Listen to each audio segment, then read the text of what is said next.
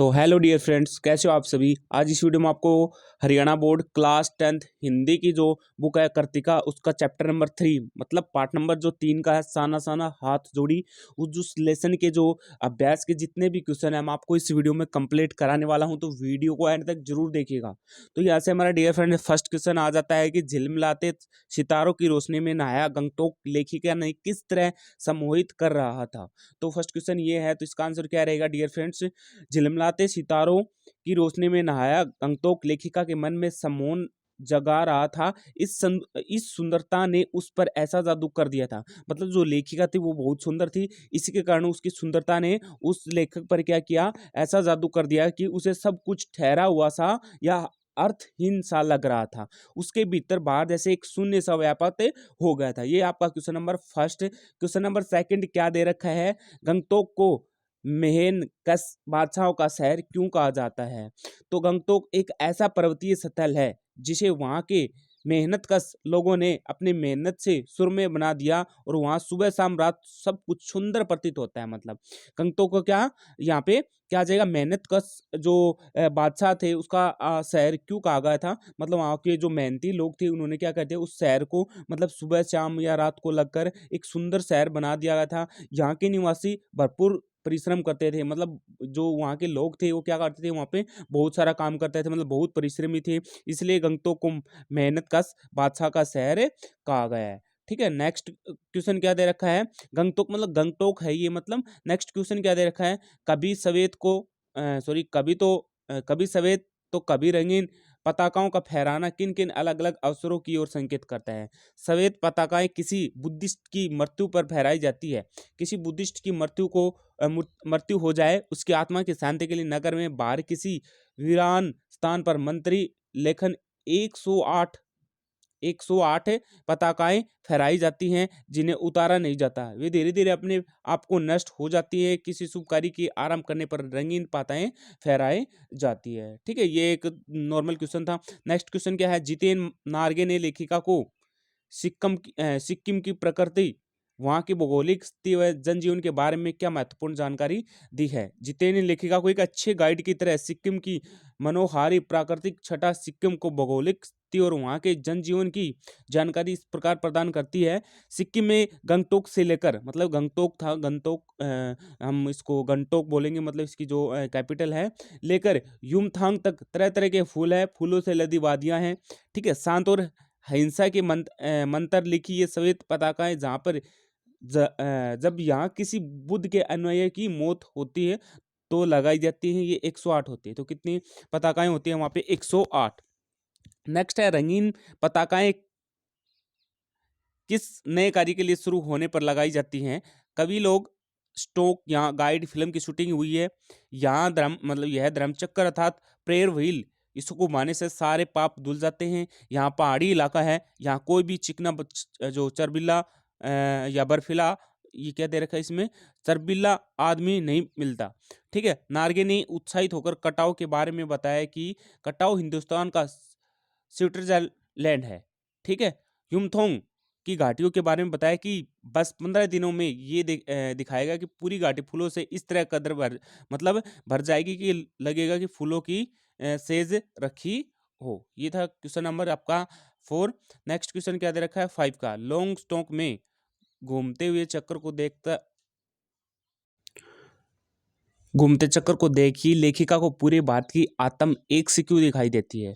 तो क्यों दिखाई देती है, लॉन्ग स्टोक में घूमते हुए चक्कर को देखी लेखिका ने उसके बारे में पूछा तो पता चला कि यहाँ की यह धर्म चक्कर है। मतलब क्या है, लेखिका ने लोगों से पूछा था कि ये धर्म चक्कर है, इसे घुमाने पर सारे पाप धुल जाते हैं। मतलब उस चक्कर को घुमाने से क्या होते हैं, सभी पाप धुल जाते हैं। जितेन की यह बात सुनकर लेखिका को ध्यान आया कि पूरी भारत की आत्म एक ही है। मैदानी क्षेत्रों में गंगा के विषय में भी ऐसी अवधारणा है, मतलब ऐसी धारणा है। उसे लगा कि पूरे भारत की आत्मा एक सी है। सारी वैज्ञानिक प्रगति के बावजूद उनकी आस्थाएं, विश्वास, अंधविश्वास और पाप पुण्य की अवधारणा एक सी है। ठीक है, क्वेश्चन नंबर 6 क्या है, जितने नार्गे की गाइड की भूमिका के बारे में विचार करते हुए लिखिए कि एक कुशल गाइड में क्या गुण होते हैं। कि जितेन नार्गे लेखिका का ड्राइवर कम गाइड था, वह नेपाल से कुछ दिन पहले आया था, जिससे नेपाल और सिक्किम की अच्छी तरह जानकारी थी। क्षेत्र से सुपरिचित था, मतलब उस क्षेत्र के बारे में अधिक जानता था वो। वह ड्राइवर के साथ साथ गाइड का कार्य कर रहा था, मतलब गाइड का मतलब उसको बता रहा था ये घाटी है, ठीक है, ये कोई चक्कर है तो इसको घुमाने से क्या है पाप धुल जाते हैं। मतलब वो ड्राइवर के साथ एक क्या कर रहा था, मतलब एक ड्राइवर के साथ गाइड का कार्य कर रहा है, मतलब उसको बता रहा था, ठीक है। उसे प्राय गाइड के वे सभी गुण विद्यमान थे जो अपेक्षित होते हैं, ठीक है। फर्स्ट नंबर क्या है, एक कुशल गाइड में उस स्थान की भौगोलिक, प्राकृतिक और सामाजिक जानकारी होनी चाहिए।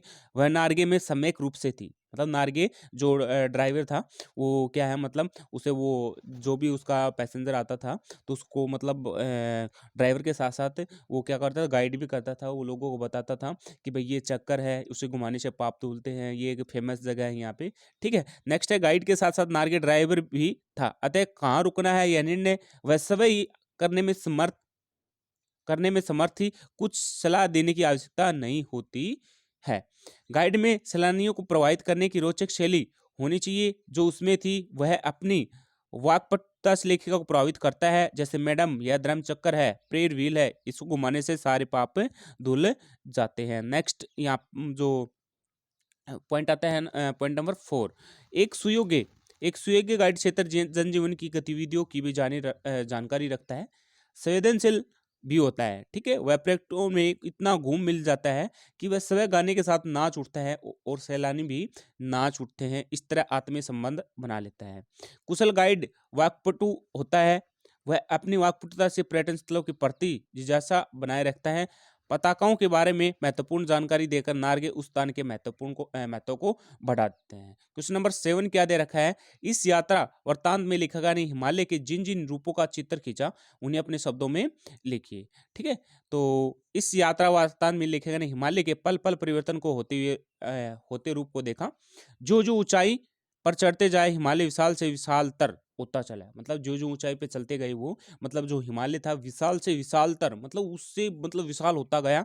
छोटी छोटी पहाड़ियां विशाल पर्वतों में बदलने लगी, मतलब जो छोटी छोटी पहाड़ियां थी वो क्या बड़े बड़े पर्वतों में बदलने लगी। घाटियां गहराती गहराती पाताल नापने लगी, मतलब क्या है, जो घाटियां थी वहाँ की, जो मतलब गहराती गहराती, मतलब जाते गए तो क्या वो पाताल, मतलब एक बहुत गहरा खाई बनती गई। वादियां चौड़ी होने लगी, जिनके बीच रंग बिरंगे फूल मुस्कुराते हुए नजर आते हैं। चारों ओर प्राकृतिक सुषमा बिखरी बिखरी नजर आती है। प्रपात जल धारा बनकर पत्थरों के बीच बलखाती सी निकलती है, तो मन में मतलब जो मन को है उसको मोह लेती है। हिमालय कहीं हरियाली के कारण चटक हरे रंग की मोटी चादर नजर आता है और कहीं पीलापन के लिए नजर आता है, कहीं प्लास्टर उखड़ी दीवार की तरह पथरीली नजर आती है। तो ये था क्वेश्चन नंबर 7। क्वेश्चन नंबर 8 क्या दे रखा है, प्रकृति के उस अनंत और विराट विराट स्वरूप को देखिए, लेखिका को कैसे अनुभूति देते हैं। तो लेखिका प्रकृति के उस अनंत और विराट स्वरूप को देखकर एकदम मौन, किसी ऋषि की तरह शांत होकर वह सारे परिचय, मतलब जो परिदृश्य उन्होंने देखा था, मतलब अपने भीतर समेट लेना चाहती है। वह रोमांचित थी, पुलकित थी। रोमांचित का मतलब बहुत उनको देखकर वो रोमांचित हो गई, पुलकित हो गई। उसे आदिम युग की अभिशप्त राजकुमारी से नीचे बिखरे भारी भरकम पत्थरों पर जरकने के संगीत के साथ साथ आत्म का संगीत सुनने जैसा आभास हो रही थी। ऐसा प्रतीत हो रहा था कि जैसे देश और काल की सरहदों से दूर बहती धारा बहने लगी, ठीक है। भीतर की सारी तामसिकताएं और दुष्ट वासनाएं इस निर्मल धारा में बह गई, मतलब जो भीतर की सारी क्या थी, जो दुष्ट लगा लो या दुष्ट वासनाएं थी, वो क्या है निर्मल धारा के साथ बह गई थी। उसका मन हुआ कि अनंत समय तक ऐसे ही बहती रहे और इस झरने की पुकार सुनती रहे। प्रकृति के सौंदर्य को देखकर लेखिका को पहली बार एहसास हुआ कि यह चलायमान सौंदर्य जीवन का आनंद है। नेक्स्ट क्वेश्चन आता है, क्वेश्चन नंबर 9, प्राकृतिक सौंदर्य के अलौकिक आनंद में डूबी लेखिका का कौन कौन से दृश्य झकझोर गए, ठीक है। तो प्राकृतिक सुंदरता के अलौकिक आनंद में डूबी लेखिका ने सड़क बनाने के लिए पत्थर तोड़ती सुंदर कुमलांगी पहाड़ी औरतों का दृश्य झकझोर गया। उसने देखा कि इस अद्वितीय सौंदर्य से निरपेक्ष कुछ पहाड़ी औरतें पत्थरों पर बैठी पत्थर तोड़ रही हैं। उनके हाथों में कुदाल और हथौड़ी थे। कुदाल मतलब जो जिसको हम क्या करते हैं, मतलब पत्थर को तोड़ते हैं, एक जो पैनी होती है लोहे की, हथौड़ी के साथ, मतलब उसको हथौड़ी से ऊपर उसको मार करते हैं, जैसे छीनी जिसको हम बोलते हैं, वो होता है। और कईयों की तो पीठ पर डोको, बड़ी टोकरी, उनके बच्चे भी बंधे थे। मतलब क्या है, पीछे हम देखते हैं कभी मूवी वगैरह में, तो उनके पीछे क्या होता है, एक टोकरी वगैरह होती है, या डोको जिसको बोलते हैं, बड़ी टोकरी, उनमें उनके बच्चे भी होते हैं छोटे छोटे। यह विचार उसके मन में बार बार झकझोर रही थी कि नदी, फूलों, वादियों और झरनों में ऐसे स्वर्गिक सौंदर्य के बीच भूख, मोतर, दैन्य और जिजीविसा के बीच जंग जारी है। ये था क्वेश्चन नंबर 9। क्वेश्चन नंबर 10 क्या है, सैलानियों को प्रकृति की अलौकिक छटा का अनुभव करवाने के लिए किन किन लोगों का योगदान होता है, उल्लेख कीजिए। तो सैलानियों की प्रकृति की अलौकिक छटा का अनुभव कराने में निम्न लोगों का योगदान सराहनीय होता है। ये सरकारी लोग जो व्यवस्था में संलग्न होते हैं, वहाँ के स्थानीय गाइड जो उस क्षेत्र की सर्वदा जानकारी रखते हैं, वहाँ के स्थानीय लोग जो सैलानियों के साथ रुचि से बातें करते हैं, रुचि मतलब मन से बातें करते हैं, वे सहयोगी यात्री जो यात्रा में मस्ती भरा माहौल बनाए रखते हैं और कभी निराश नहीं होते, उत्साह से भरपूर होते हैं। क्वेश्चन नंबर 11 क्या है, कितना कम लेकर ये समाज कितना अधिक वापस लौटा देती है, इस कथन के आधार पर स्पष्ट करें कि आम जनता की देश की आर्थिक प्रगति में क्या भूमिका है। तो किसी देश की आम जनता देश की आर्थिक प्रगति में बहुत अधिक अप्रत्यक्ष योगदान देती है। आम जनता की इस वर्ग में मजदूर, ड्राइवर, बोझ उठाने वाले, फेरी वाले, कृषि कार्यों से जुड़े लोग आते हैं। अपनी युमथांग की यात्रा में लेखिका ने देखा कि पहाड़ी मजदूर, औरतें पत्थर तोड़ते पर्यटकों के आवागमन के लिए रास्ता बना रही है। इससे ही यहाँ पर्यटकों की संख्या में वृद्धि होगी, जिससे सीधा सा असर देश की प्रगति पर पड़ेगा। इसी प्रकार कृषि कार्यों में शामिल मजदूर, किसान फसल उगाकर राष्ट्र की प्रगति में अपना बहुमूल्य योगदान देते हैं। क्वेश्चन नंबर 12 क्या रहेगा, आज की पीढ़ी द्वारा प्रकृति के साथ साथ किस तरह का खिलवाड़ किया जाए, इसे रोकने में आपकी क्या भूमिका होनी चाहिए। तो क्या भूमिका होनी चाहिए आपकी, प्रकृति के साथ खिलवाड़ करने के क्रम में आज पहाड़ों पर प्रकृति की शोभा को नष्ट किया जा रहा है, वृक्षों को काटकर पर्वतों को नंगा किया जा रहा है। मतलब क्या है, जो पहाड़ों पर वृक्ष वगैरह है उनको काट कर किया गया जाए, उनको पहाड़ों से जो वृक्ष है उसको नंगा किया जा रहा है। शुद्ध पवित्र नदियों को विविध प्रकार से प्रदूषित करने में कोई कसर नहीं छोड़ी है। नगरों का फैक्ट्रियों का गंदा पानी पवित्र नदियों में छोड़ा जा रहा है। सुख सुविधा के नाम पर पॉलीथीन का अधिक प्रयोग और वाहनों के द्वारा प्रतिदिन छोड़ा धुआं पर्यावरण के संतुलन को क्या कर रहा है, बिगाड़ रहा है, मतलब पर्यावरण को हानि पहुंचा रहे हैं। इस तरह प्रकृति का गुस्सा बढ़ रहा है, मौसम में परिवर्तन आ रहा है और ग्लेशियर पिघल रहे हैं। ठीक है, मतलब क्या होगा, जो पोल्यूशन होगा बढ़ेगा तो सीधी बात है ग्लेशियर पे असर पड़ेगा, ग्लेशियर पिघलेगा तो मौसम में परिवर्तन आएगा। ठीक है, इसी कारण प्रकृति गुस्सा कर रही है। प्रकृति के साथ खिलवाड़ को रोकने के हमें मतलब सहयोग दे सकते हैं। तो किस तरह से, वर्तमान में खड़े वृक्षों को न काटे और न काटने दे। ठीक है, पहला पॉइंट। दूसरा, यथासंभव वृक्षारोपण करे, दूसरों को वृक्षारोपण के लिए प्रेरित किए। 2 पॉइंट, मतलब हमें पेड़ नहीं काटने चाहिए, कोई काट रहा है उसको मना करना चाहिए। ठीक है, हमें पेड़ पौधे लगाने चाहिए और दूसरों को प्रेरित करना चाहिए। पॉइंट नंबर 3 क्या है, वाहनों का प्रयोग यथासंभव कम करें। मतलब वाहन जैसे हम हमारा पर्सनल जो व्हीकल है उसको कम यूज करें, जो सार्वजनिक है उसका हमें प्रयोग करना चाहिए। सब्जी लाने और व्यर्थ सड़कों पर घूमने में वाहनों का उपयोग न करें। ठीक है, नंबर पॉइंट 3 होगा। नंबर 4, पॉलीथीन अवशिष्ट पदार्थ तथा नालियों के गंदे पानी को नदियों में न जाने दें। ये होगा पॉइंट नंबर 4, इसे हमें सहयोग करना चाहिए। क्वेश्चन नंबर 13, प्रदूषण के कारण ये क्या दे रखा है इसमें, स्नोफॉल में कमी का जिक्र किया गया है। प्रदूषण के और कौन कौन से दुष्परिणाम सामने आए।